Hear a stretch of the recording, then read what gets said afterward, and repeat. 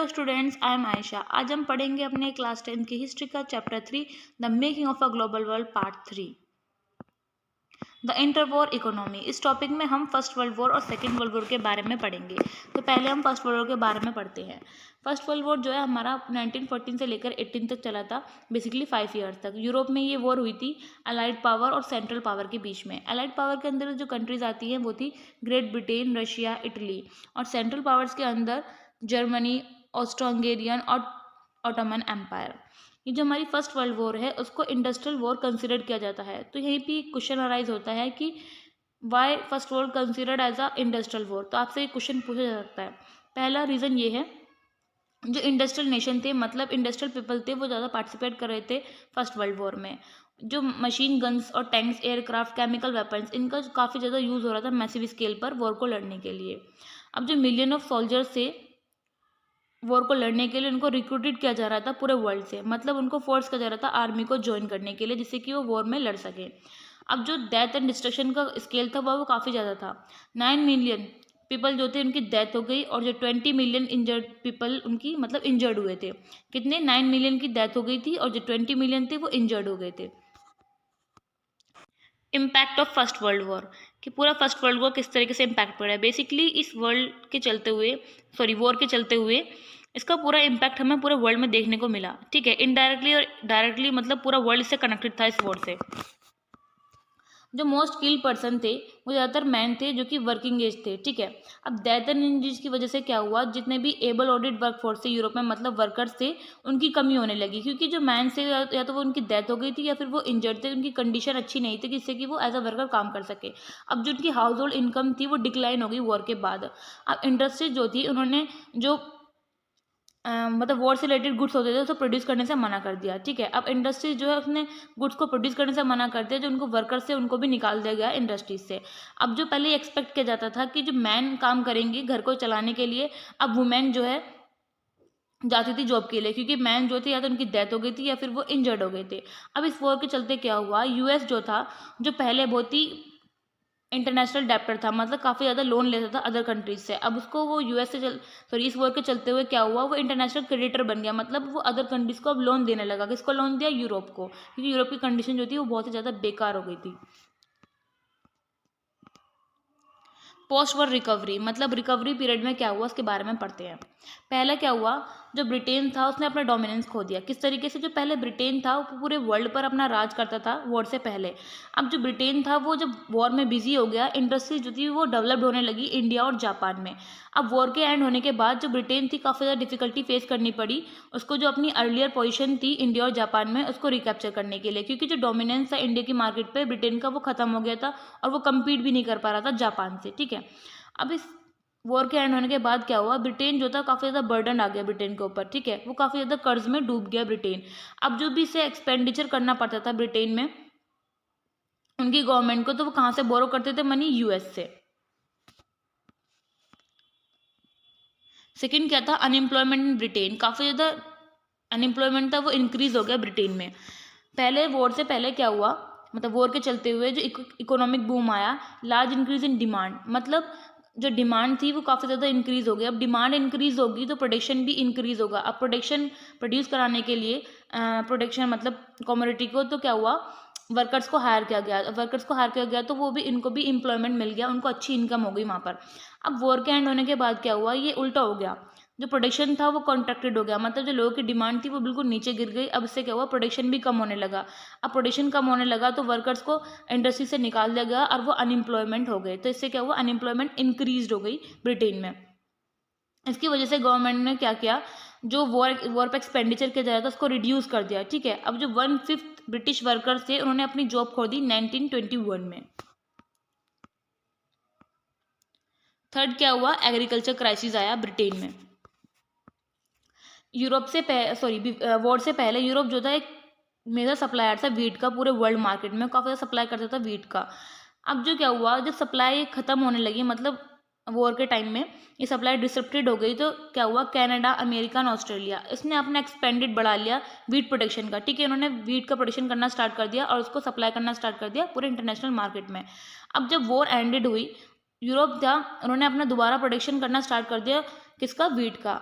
अब यहाँ पे क्या हुआ, एक एक्सिस सप्लायर हो गया, क्योंकि यहाँ पे कनाडा, अमेरिका और ऑस्ट्रेलिया ये भी वीट का प्रोडक्शन कर रहे हैं, और जो यूरोप है वो वापस आ गया है, वो भी वीट का प्रोडक्शन कर रहा है। इस वजह से क्या हुआ, इंटरनेशनल मार्केट में काफ़ी ज़्यादा वीट हो गया। इसकी वजह, अब कोई भी सामान ज़्यादा होता है, इसका प्रोडक्शन ज़्यादा हो जाता है, तो उसके ऑब्वियसली बात है, उसके प्राइस जो है अपना आप ही कम हो जाते हैं। तो इसी वजह से क्या हुआ, वीट के जो प्राइसेस थे वो बिल्कुल कम हो गए। ठीक है, अब जो रूरल पीपल की इनकम थी वो भी डिक्लाइन हो गई। अब फार्मर जो थे उनको अच्छी इनकम नहीं मिल रही थी, तो वो लोगों से, दूसरे लोगों से कर्ज करने लगे, मतलब कर्जा लेने लगे, तो काफ़ी ज़्यादा कर्ज में वो डूब गए। Rise of mass production and consumption.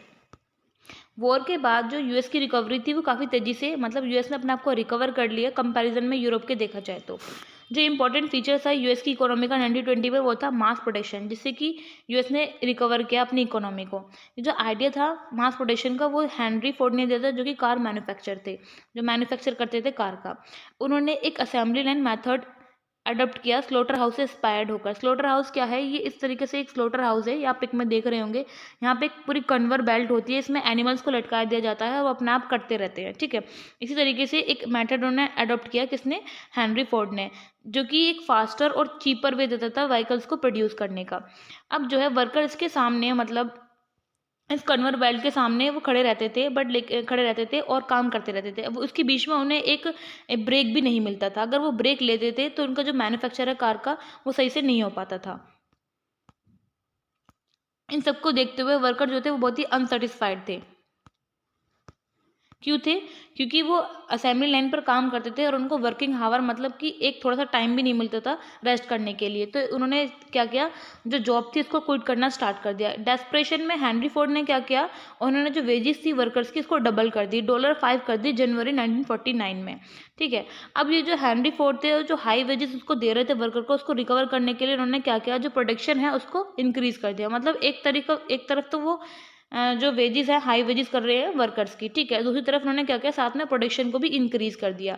ये जो बात है वर्कर समझ नहीं पा रहे थे, इसको बोलते हैं बेस्ट कॉस्ट कटिंग डिसीजन। ठीक है, जो टी मॉडल था जो आप पिक में देख रहे होंगे, ये पूरा फोर्ड का टी मॉडल था। पूरे वर्ल्ड में ये एक पूरा मास प्रोड्यूस्ड कार था। ठीक है, ये जो इंडस्ट्रियल प्रैक्टिस थी वो यूएस में तो स्प्रेड हो ही रही थी, बट लेकिन यूरोप जो था वो कॉपी करता था हमेशा से यूएस को। ठीक है, वहाँ पे भी ये एक्टिविटीज़ जो है, मतलब प्रैक्टिसेस हैं, वो भी की जाने लगी यूरोप में 1920s में।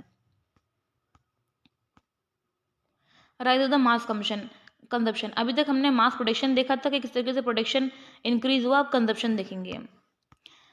मास प्रोडक्शन की वजह से जो इनकम थी वर्कर्स की वो काफ़ी ज़्यादा इंक्रीज हो गई। ठीक है, अब जो वर्कर्स है वो, मतलब ड्यूरेबल कंज्यूमर गुड्स, एक से ज़्यादा कंज्यूमर गुड्स है वो परचेज कर सकते हैं, क्योंकि इनकम उनकी काफ़ी ज़्यादा अच्छी है। उन्होंने जो car, refrigerator, washing machine, radio, इन सब की डिमांड करना स्टार्ट कर दी। अभी जो इनकी इंक्रीज डिमांड थी वो फुलफिल की जा रही थी हायर पेमेंट सिस्टम के थ्रू। मतलब इस तरीके से एक जो वर्कर्स थे वो इन सामान को खरीदते थे, कार, रेफ्रिजरेटर, वॉशिंग मशीन्स को, ठीक है, और वो इंस्टॉलमेंट में उनकी फीस पे करता है। जिस तरीके से आज के टाइम में हमारा ईएमआई सिस्टम है, उसी तरीके से वहाँ पे भी ऐसे था। ठीक है, अब जो डिमांड थी हाउस कंस्ट्रक्शन की वो भी इंक्रीज होने लगी। ठीक है, अब जो कंस्ट्रक्शन को मतलब हाउस को कंस्ट्रक्शन कराने के लिए वो लोन लेते थे वर्कर्स। ठीक है, जो हाउसिंग और कंज्यूमर बूम था 1920 में, वो एक प्रॉस्पेरिटी ला दिया यूएस में। जो लार्ज इन्वेस्टमेंट हो रहा था मतलब हाउस को बिल्ड कराने के लिए, जो हाउस होल्ड्स की गुड्स थे, ठीक है, उसने एक हायर एम्प्लॉयमेंट साइकिल क्रिएट कर दी यूएस में, क्योंकि उनकी इनकम राइज हो रही थी, तो क्यों ना खर्चा करते। अब जो उनकी कंजप्शन थी, वो उनकी डिमांड वो इंक्रीज हो रही थी, इससे क्या हुआ, वो इन्वेस्टमेंट कर रहे थे। अब वो इन्वेस्टमेंट कर रहे थे, मतलब वो घर बना रहे थे, मतलब हाउस को बिल्ड करा रहे थे। अब हाउस को बिल्ड कराने के लिए लेबर की नीड होगी, तो लेबर वर्क कर रहे थे घरों पर, वो एम्प्लॉयड हो रहे थे, उनकी इनकम अच्छी हो रही थी। 1923 में क्या हुआ, यूएस जो है वो अपना कैपिटल पूरे वर्ल्ड को देने लगा, मतलब लोन देने लगा एज अ लोन। जो एक्सपोर्ट था यही जो एक्सपोर्ट था कैपिटल का, यूरोपियंस की रिकवरी में हेल्प किया। ग्रेट डिप्रेशन जो है 1929 में आ गया। अब आपको लग रहा होगा कि अभी तक कितना अच्छा चल रहा है, कि कंजप्शन भी इंक्रीज हो गया, प्रोडक्शन भी इंक्रीज हो गया, लोगों की इनकम भी अच्छी है, एम्प्लॉयड हो रहे हैं, वो अनएम्प्लॉयमेंट भी नहीं है। बट लेकिन ये जो सारी सिचुएशन है, इसी की वजह से ग्रेट डिप्रेशन आया 1929 में। इसके बारे में हम देखते हैं, क्योंकि ये जो यूएस की जो रिकवरी थी वो आर्टिफिशियल थी। ठीक है, आर्टिफिशियल ग्रोथ थी, इसी वजह से ग्रेट डिप्रेशन आया 1929 में। द ग्रेट डिप्रेशन, जो ग्रेट डिप्रेशन था वो 1929 में आया, 1930s तक ये ग्रेट डिप्रेशन रहा यूएस में। इस डिप्रेशन के रीज़न क्या थे, पहले क्या था प्रोडक्शन इंक्रीज हो रहा था, एम्प्लॉयमेंट भी इंक्रीज हो रहा था, ठीक है, लोगों की इनकम भी इंक्रीज हो रही थी, इनकम इंक्रीज तो वो ट्रेड कर रहे थे, ठीक है। बट लेकिन अब उल्टा हो गया पूरा। डिप्रेशन की वजह से क्या हुआ, जो प्रोडक्शन था वो बिल्कुल नीचे गिर गया, और जो नीचे गिर गया, प्रोडक्शन नहीं हो पा रहा, तो लोग एम्प्लॉय नहीं हो पा रहा है, उनको एम्प्लॉयमेंट नहीं मिल रही। अब उनको अच्छी एम्प्लॉयमेंट नहीं मिल रही तो उनको इनकम भी राइज नहीं हो रही है, ठीक है, बहुत ही इनकम उनकी नीचे गिर गई है। अब उनके पास पैसा ही नहीं है तो वो ट्रेड कहाँ से करेंगे, तो ट्रेड है, ये सब चीज़ जो है वो उनकी डिक्लाइन हो गई पूरी तरीके से, ठीक है। यही कारण थे सारे ग्रेट डिप्रेशन के। अब हम पढ़ते हैं causes of the great depression 1929 कि क्या कारण थे डिप्रेशन के 1929 में। ये जो ग्रेट डिप्रेशन आया था उसके क्या कॉजेज थे। पहला, एग्रीकल्चर ओवर प्रोडक्शन, मतलब एग्रीकल्चर का बहुत ज़्यादा ओवर प्रोडक्शन हो रहा था।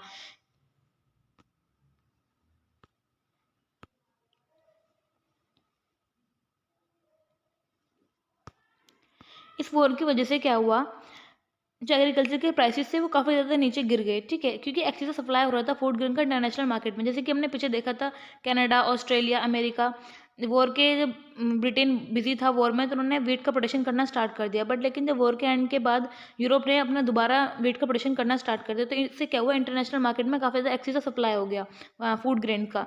तो इसकी वजह से क्या हुआ, जो प्राइसेस थे फूड ग्रेन के वो काफ़ी ज़्यादा गिर गए। अब जो फार्मर्स थे वो काफ़ी ज़्यादा कर्ज में, मतलब उनके पास काफ़ी ज़्यादा कर्जा हो गया फार्मर के ऊपर।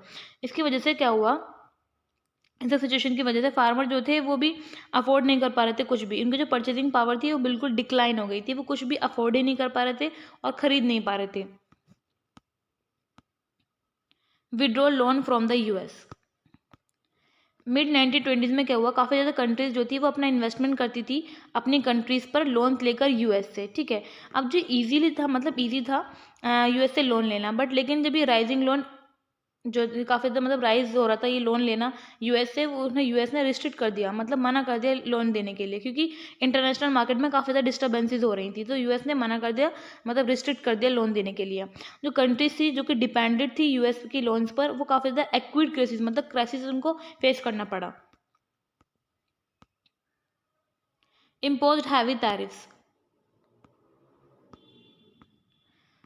यूएस की इकोनॉमी को प्रोटेक्ट करने के लिए इस डिप्रेशन ईयर में यूएस गवर्नमेंट ने क्या किया, जो इम्पोर्टेड ड्यूटीज़ थी उनको डबल कर दिया, जिससे कि पूरा वर्ल्ड ट्रेड जो है वो उससे अफेक्ट हुआ, क्योंकि यूरोपियन कंट्रीज जो थी वो कॉपी करती थी यूएस को, ठीक है।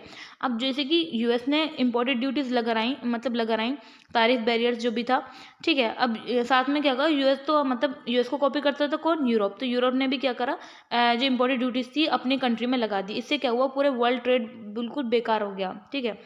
Collapse of US bank system. जो यूएस के बैंक सिस्टम थे वो बिल्कुल कोलैप्स हो गए प्राइस की फॉल होने की वजह से, और जो डिप्रेशन की वजह से ये यूएस के जो बैंक थे उन्होंने जो अपने डोमेस्टिक लोन्स, मतलब कि जो अपने यूएस के जो कंट्रीज़ के लोग थे उन्होंने अपने डोमेस्टिक लोन्स देना ही बंद कर दिए। अब इस लोन्स की रिडक्शन की वजह से क्या हुआ, फार्मर जो थे वो अपने हार्वेस्ट को सेल नहीं कर पा रहे थे, और जो बिजनेस थे वो बिल्कुल बंद हो गए थे, क्योंकि बिजनेसमैन जो वो भी डिपेंडेंट थे यूएस के लोन्स पर। अब जो है इंडस्ट्रीज वगैरह बंद हो गई, तो वर्कर्स वगैरह वो भी, उनको भी इंडस्ट्री से निकाल दिया। अब वो उनको अच्छी इनकम ही नहीं रही, तो वो क्या हुआ, अनएम्प्लॉयमेंट इस वजह से राइज हो गया। और जो पीपल जो थे उन्होंने, जो कि यूएस से ऑलरेडी लोन ले रखा था, वो लोन नहीं दे पा रहे थे यूएस को वापस। अब इसकी वजह से लोग जो है फोर्सफुली उन्हें अपने जो होम से, कार, कंज्यूमर ड्यूरेबल गुड्स से जो कि पहले वो उन्होंने खरीदे थे उनको गिव अप करना पड़ा। Stock market decline in 1929। तो जो यूएस बैंकिंग सिस्टम था वो अपने आप ही कोलैप्स हो गया, क्योंकि इन्वेस्टमेंट जो भी यूएस कर रहा था उसको रिकवरी नहीं कर पा रहा था यूएस, जो भी उन्होंने मतलब दूसरे कंट्रीज़ को लोन दे रखा था वो कलेक्ट नहीं कर पा रहा दूसरी कंट्रीज से, और जो थाउजेंड्स ऑफ बैंक थे वो बिल्कुल खाली हो गए। इसकी वजह से क्या हुआ, फोर्सफुली मतलब यूएस को जो बैंक थे उसको क्लोज करना पड़ा। बिटवीन 1920 लेकर 1930 से लेकर 11,10,000 जो कंपनीज थी वो क्लोज हो गई। India and the great depression. अब इस ग्रेट डिप्रेशन की वजह से इंडिया पे क्या इफेक्ट पड़ा वो हम पढ़ते हैं। 19th सेंचुरी में जो कॉलोनाइज्ड इंडिया था, जो कि ब्रिटेन कॉलोनाइज मतलब बनाए रखा था अपने इंडिया को, वो एक्सपोर्ट करता था एग्रीकल्चर गुड्स का, ठीक है, और इम्पोर्ट करता था मैन्युफैक्चर गुड्स का।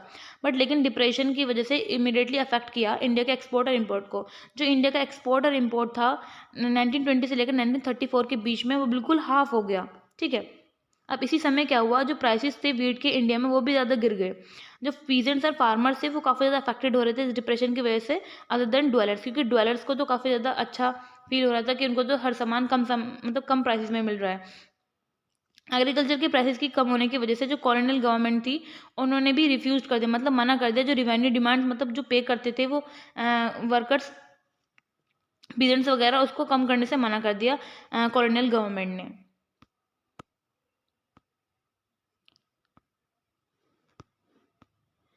इंडिया के जो पीजेंट थे वो काफ़ी ज़्यादा, मतलब उनके पास कर्जा ज़्यादा हो गया था, उनकी जो भी सेविंग्स वगैरह थी वो सारे यूज़ कर चुके थे वो, उन्होंने अपने लैंड को भी गिरवी रख दिया और जो भी उनकी ज्वेलरी और प्रीशियस मेटल्स थे उनको भी सोल्ड कर दिया, ठीक है, अपना खर्चा पानी चलाने के लिए।